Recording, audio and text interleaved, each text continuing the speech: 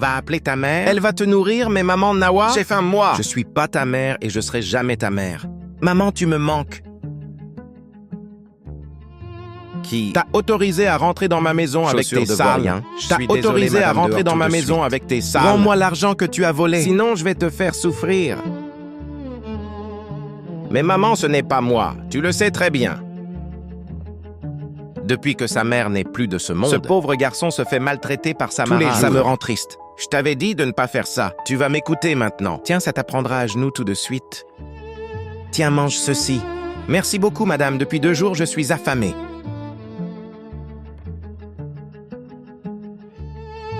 Dans la ville de Cocody vivait un garçon nommé Conan. Depuis la mort de sa mère, son père s'était remarié et Conan vivait désormais avec sa marâtre dans la maison. La vie n'était pas facile pour lui. Très souvent, Conan regardait ses demi-frères manger pendant qu'il restait silencieux à l'écart. Va appeler ta mère, elle va te nourrir, mais maman, Noah... J'ai faim. Moi, je suis pas ta mère et je serai jamais ta mère. Maman, pourquoi m'as-tu abandonné? Tu me manques énormément. Ce vaurien de garçon ira bientôt rejoindre sa mère. Ce n'est qu'une question de temps. La nuit tombée, la porte d'entrée s'ouvre. Coffee rentrait, chemise débraillée, serviette sous le bras. Il sent le travail, la fatigue et la bière du maquis où il a dîné. Pourquoi j'entends l'enfant sangloter encore là? Chérie, je te jure, j'ai préparé. J'ai servi, il a refusé de manger. Il dit que ma cuisine pue. Il dit que sa vraie mère cuisinait mieux. Conan, c'est vrai ça non, papa? Minuit passé. Abidjan est mouillé. La pluie tape fort sur les toiles. Dans l'appartement, tout le monde dort. Sauf que non, il est dehors. Sur le balcon, couché sur un natte troué. Cet enfant est un caillou dans ma chaussure. Tant qu'il est là, Kofi pense encore à cette femme-là. Alors fais en sorte que ton mari choisisse. Entre la paix et la vérité, les hommes choisissent toujours la paix. Je vais le briser doucement. Comme on casse un œuf sans faire de bruit. Sur le balcon, Conan est réveillé. Il a tout entendu. Il se recroqueville sur la natte. La pluie continue. Cette nuit-là, Conan plonge dans un sommeil lourd. Et dans ce sommeil, quelque chose arrive. Il plonge dans un univers sacré. Mon fils, je te vois, je vois tout. Maman, elle veut me détruire. Pourquoi tu m'as laissé? Je ne t'ai pas laissé. Je suis là où le vent passe. Tiens bon, mon cœur. Ceux qui creusent un trou pour les autres, ils tombent eux-mêmes. Ne pleure plus. Chaque larme que tu verses, je la compte. Conan se réveille en sursaut. La pluie s'est arrêtée. Le silence est total. Il ne sait pas encore ce que ce rêve signifie. Mais quelque chose a changé dans l'air de cette maison, cette nuit-là. Le lendemain matin, Awa se lève, va à la cuisine, et c'est là qu'elle la sent. Une douleur brûlante au bras gauche. Elle retrouve sa manche, une marque rouge en forme de main. Exactement là où elle avait frappé Conan 3 jours plus tôt. Elle reste immobile devant l'évier. Awa regarde autour d'elle, mais elle ne voit personne.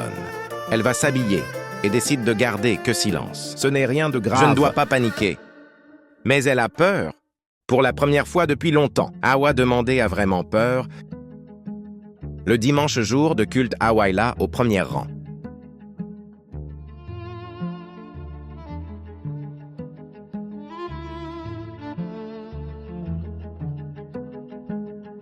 Le pasteur assémien s'arrête soudainement au milieu de son serment. Il ferme les yeux, l'assistance se fige.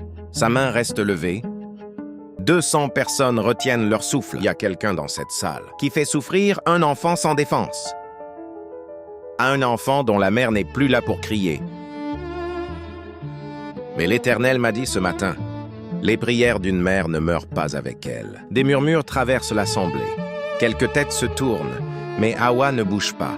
On ne combat pas un orphelin, car derrière lui, il y a une armée invisible. Elle essaye de se lever, ses jambes ne répondent plus. Elle tombe à genoux sur le sol de l'église. Les gens autour pensent que c'est le Saint-Esprit. Ils ne savent pas encore que c'est la peur. Si tu aimes mon fils, abonne-toi à ce compte et mets un j'aime sur cette vidéo avant de continuer. Le soir même, Kofi est rentré tôt.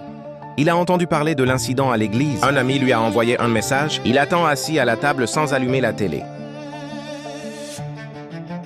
Hawa, assieds-toi.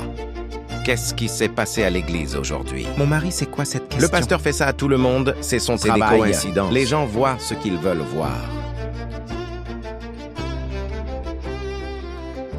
Conan, viens là! Mon fils, regarde-moi. Dis-moi la vérité. Un seule fois, je promets que rien ne t'arrive.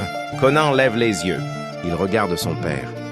Quelque chose dans ce regard-là, quelque chose qu'il n'avait jamais vu avant. Il décide de parler depuis que maman... Ouais, là, je mange pas tous les jours. Elle me frappe quand tu pars au boulot. Elle m'a mis dehors la nuit où il pleuvait. Montre-moi.